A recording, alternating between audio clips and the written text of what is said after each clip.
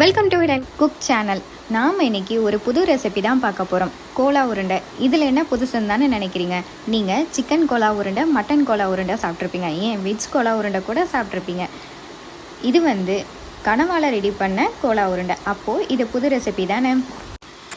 First இந்த recipe பண்ணுறதுக்கு 200 gram அளவுக்கு கனவா, அதை நல்லா க்ளீன் பண்ணிவிட்டு மிக்சியில் அரைச்சி எடுத்து வச்சுருக்கேன். அது ஒரு ஓரமாக இருக்கட்டும். அடுத்து ஒரு பவுலில் 2 பல்லாரி வெங்காயம் சின்ன சின்னதாக கட் பண்ணிவிட்டு சேர்த்துக்கலாம். கூடவே கொஞ்சமாக மல்லி இலை, அதையும் சாப் பண்ணிவிட்டு சேர்த்துக்கிறேன்.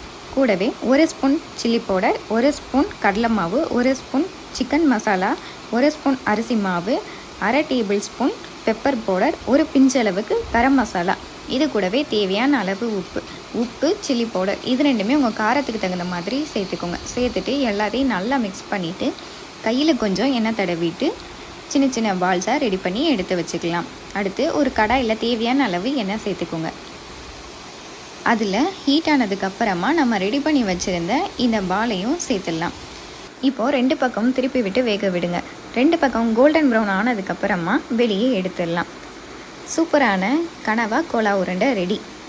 நம்ம எல்லாரும் கனவால் 65 கனவா கிரேவி தான் சாப்பிட்ருக்கோம். ஆனால் கனவால் கோலா உருண்டை சாப்பிட்டது இல்லைல்ல.